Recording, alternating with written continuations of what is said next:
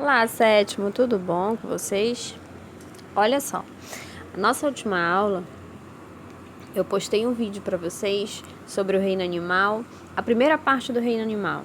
Então, aí vocês viram vários animais como artrópodes, equinotermos, nematóides, plateumintos. Nós vamos ver a segunda parte do reino animal. Segunda parte, a gente vai falar primeiro dos cordados. O filo dos cordados reúne uma grande diversidade de animais, como peixes, sapos, lagartos, cavalos, avestruzes e seres humanos. Aqui a gente vai estar começando a ver alguns dos seres vertebrados. Tá? A principal característica dos cordados é a presença da estrutura chamada notocorda. Tá? É um bastão flexível localizado na região dorsal, responsável pela sustentação do embrião. Em alguns cordados está presente durante toda a vida, enquanto em outros ela desaparece em alguma fase da vida. Existe também a presença do tubo nervoso dorsal, tá? Que é um tubo nervoso oco localizado acima da notocorda, estende-se por toda a grande parte do animal. É onde vai dar origem do sistema nervoso. Em nós, esse tubo nervoso dorsal está na medula espinhal. Nos seres vertebrados, quando eles já apresentam a estrutura, a coluna vertebral, esse tubo nervoso passa por dentro, junto com a medula. Existe também outra característica que é a presença da cauda pós-anal. É uma estrutura próxima ao fim do tubo digestório, auxilia na locomoção em alguns dos seres cordados. Pode regredir e desaparecer durante o desenvolvimento. Um exemplo, do sapo no girino, na fase de girino, essa cauda pós-anal, ela existe porque ele nasce na água, então ele precisa de uma estrutura que auxilie ele a se locomover, a se movimentar na água, a nadar. Então, ele tem essa cauda que, em algum momento, ele sofre metamorfose e perde. Não são todos, mas a grande maioria perde essa cauda pós-anal. Existem também as fendas faringianas, são orifícios localizados próximos à boca. Dá origem a estruturas respiratórias, ajuda na alimentação e ainda a gerar outras estruturas. Os cordados, eles têm uma simetria bilateral. Isso quer dizer o quê? Que se eu fizer um corte no meio da estrutura física dele, se eu pegar esse animal e eu cortar ele ao meio, ele tem dois lados idênticos. Se nós fizermos o corte no corpo de um ser humano, bem na região central, passando cabeça, no meio do nariz até embaixo, nós vamos ter dois lados idênticos. Isso a gente chama de simetria bilateral, tá? Simetria e igualdade. Tem a presença também de sistema digestório unidirecional. O alimento entra por um orifício e sai por outro orifício. O alimento, ele segue um único sentido até a saída do que resta desse alimento. Tá? Então, essas são as principais características dos cordados. Vamos falar dos peixes. Peixe aqui vai ser o primeiro vertebrado que nós vamos estar estudando, né? Eles são cordados que vivem em ambiente aquático, tanto na água doce quanto água salgada. A grande maioria respira por brânquias, tem uma estrutura que faz o quê? A água, quando passa, a brânquia consegue tirar o oxigênio existente na água, tá? Então, a água, ela entra pelas brânquias, tá? Uma estrutura que está bem aqui ao lado do peixe, entra pela brânquia e sai pela boca. Por isso que o peixe, quando você observa ele está sempre no movimento de abrir e fechar de boca. Tá? Ele tem uma estrutura chamada linha lateral. Se você observar na imagem, está lá no livro de vocês, na página 28, tá? O peixe, ele tem uma linha bem sutil. Essa linha lateral, ela serve como orientação, percepção do peixe, se ele está subindo, descendo, inclinado. Ele percebe também algumas vibrações da água, percebe também temperatura, movimentação ao redor dele. Tá? Lembrando que a estrutura do peixe, ele tem os olhos laterais, na porção lateral estrutura do seu corpo. O olho deles não tem uma movimentação, então não tem uma amplitude muito boa de visão. E aí na natureza tem algumas outras estruturas que auxiliam eles para sobreviver, manter a vida no ambiente. A alimentação deles, eles são carnívoros, eles se alimentam de outros animais. Alguns são herbívoros, que se alimentam de plantas ou algas, e os onívoros, que comem as duas coisas. Os peixes, eles são divididos em dois grupos, tá? Os peixes ósseos e os peixes cartilaginosos. O peixe ósseo, como exemplo, o material de vocês, o livro de vocês, traz o pacu e a tilápia. Aqui a gente tem na nossa região, por exemplo, a dourada, a gó, são peixes que são ósseos. Peixe cartilaginoso, o tubarão, a raia. Tá? Qual é a diferença dos dois peixes? Vamos falar um pouquinho das diferenças físicas desses dois grupos de peixes. Os peixes ósseos, eles apresentam um esqueleto basicamente composto por osso calcificado, tá? Eles possuem as suas brânquias protegidas por uma estrutura chamada opérculo e eles apresentam bexiga natatória. Tá? A bexiga natatória, ela ajuda o peixe a flutuar. Então, se ele quer subir, essa bexiga natatória, ela se infla e faz com que diminua a densidade do corpo do peixe, aí ele consegue flutuar. O peixe, ele quer descer, aí essa bexiga natatória, ela diminui de tamanho, aumenta a densidade do corpo e o peixe desce. Tá? Os peixes cartilaginosos, a estrutura do esqueleto basicamente é cartilagem. Tá? A flutuação, ela é controlada a partir da quantidade de óleo que ele consegue reter dentro do fígado e tem uma pele revestida por escamas semelhantes a pequenos dentes. A escama do peixe cartilaginoso é muito pequena. Então, visualmente, quando a gente pega e olha a olho nu, a gente acredita, a percepção que tem é que é uma pele apenas, mas não é uma escama com uma estrutura diferenciada, tá? E o peixe ósseo tem uma escama que é mais visível, é mais fácil de você observar a olho nu.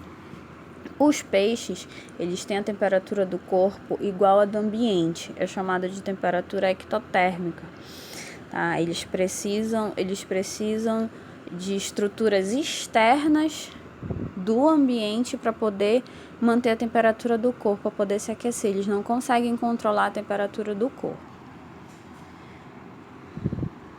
O segundo grupo que nós vamos falar hoje são os anfíbios. Tá? Os anfíbios são animais que tendem a passar parte da vida em ambiente aquático e outro em ambiente terrestre. Um exemplo são os sapos, rãs, salamandras e pererecas. Tá? Existe sim diferença entre sapo, rã e perereca, por exemplo.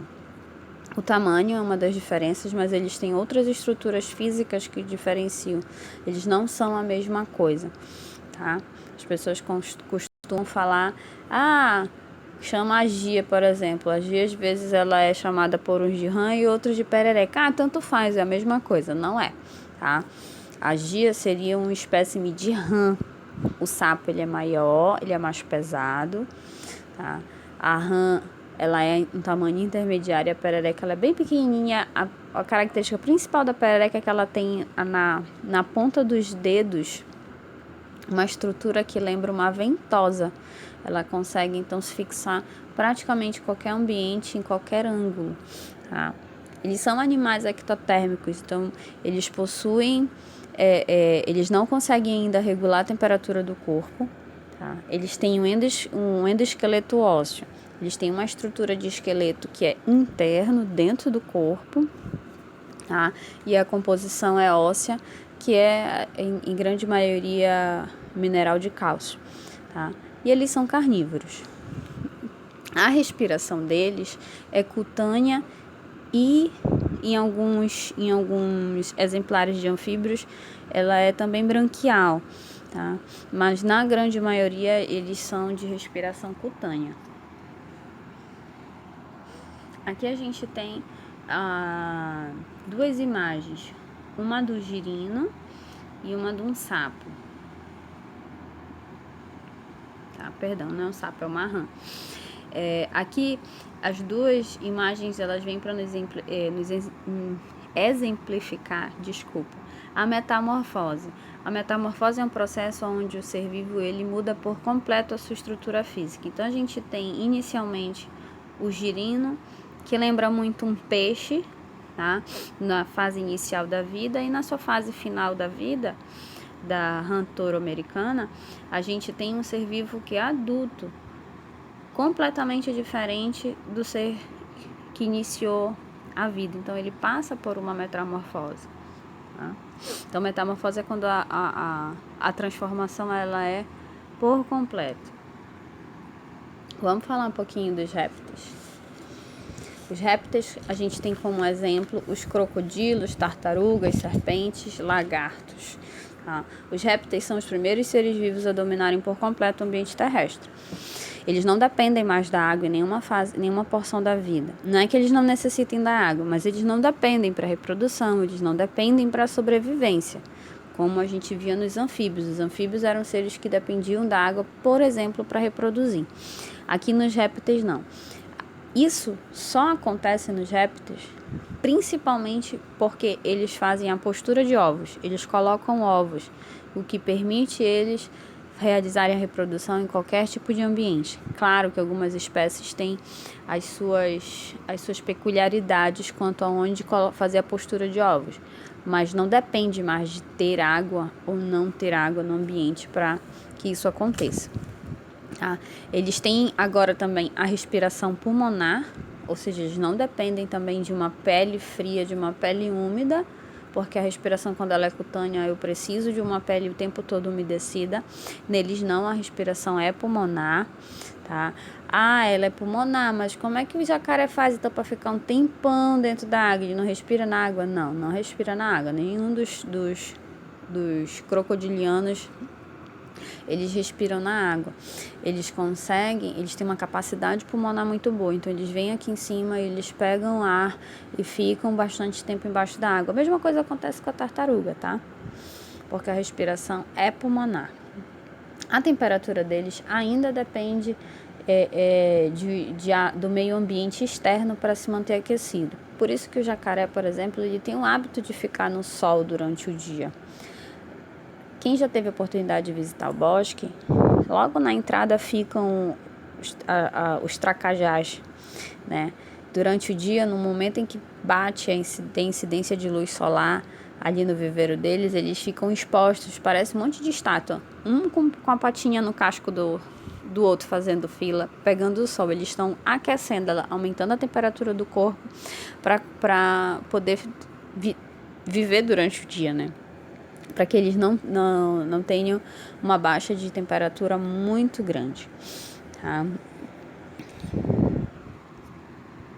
O próximo grupo é o das aves.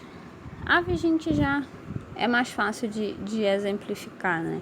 A gente tem aí os pássaros, os passarinhos, de uma forma geral. Eles já são seres endotérmicos, são os primeiros seres a conseguirem manter a temperatura do corpo, manter aquecido. A presença das penas e da gordura, né, de uma camada de gordura, permitiu com que as aves conseguissem controlar a temperatura interna do corpo, né? Outras estruturas muito interessantes da ave. A ave, ela realiza a respiração pulmonar. Na verdade, dos répteis até o último grupo, que são os mamíferos, são seres que têm respiração pulmonar. As aves, elas apresentam os sacos aéreos, que são umas bolsas internas ligadas aos seus pulmões.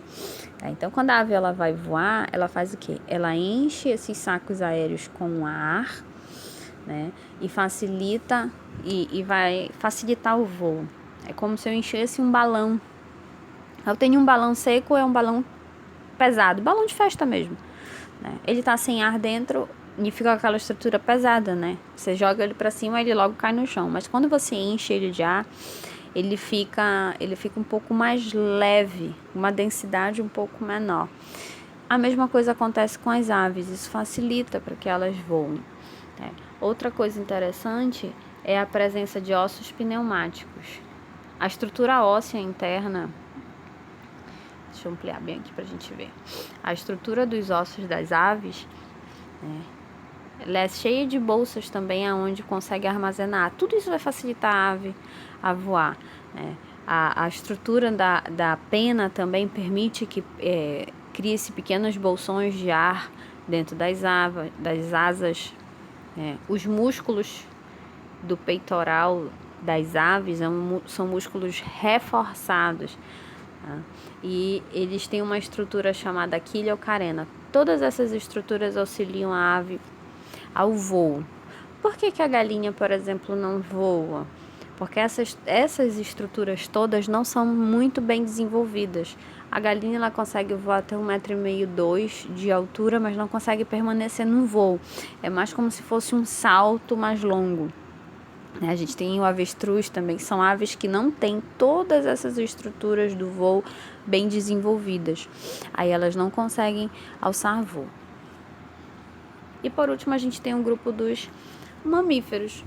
Também são animais endotérmicos, ou seja, eles controlam a temperatura do seu corpo ela é diferente da do ambiente. Eu não dependo do meio ambiente para eu manter a temperatura do corpo, a respiração é pulmonar.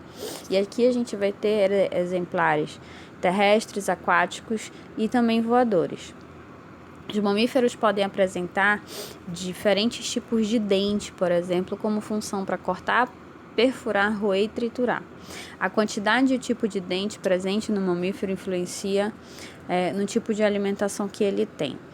Característica dos mamíferos é a presença de glândulas, por exemplo, a glândula mamária, permite a conexão parental, pais, filhos, logo após o parto.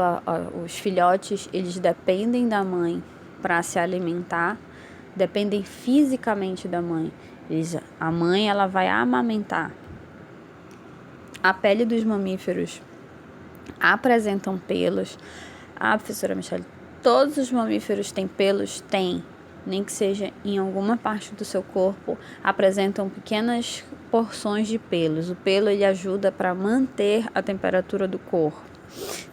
As glândulas sebáceas, que são glândulas que criam camadas de gordura, também são importantes para manter a temperatura, As glândulas mamárias é importante para a produção de leite, e na produção de leite, é no leite que a mãe passa para o filhote todos os seus anticorpos, todo aquele mapa de doenças que a mãe já teve, que a mãe já tem anticorpos, passa para o filho.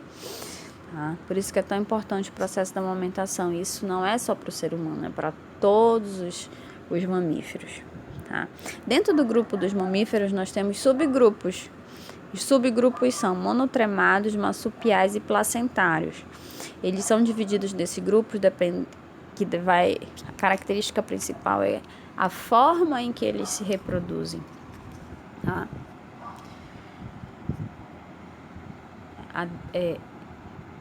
Existe uma diferença em alguns grupos quanto ao desenvolvimento do feto. Por exemplo, o gambá e o canguru são marsupiais. Parte do desenvolvimento embrionário é fora do útero materno. É nessa bolsa que o canguru tem aqui, aonde o filhote ele fica até em média, se eu não estou enganada, até 4 anos de vida. Ele fica aqui dentro da bolsa do marsupial. Essa bolsa é chamada marsupial. Os monotremados, eles ainda colocam ovos. Os únicos mamíferos que fazem postura de ovos são os monotremados. Os marsupiais, o desenvolvimento é fora do útero. Eles crescem dentro dessa bolsa. Dá para abrir e ver mesmo ele desenvolvendo. E nós vamos ter os placentários.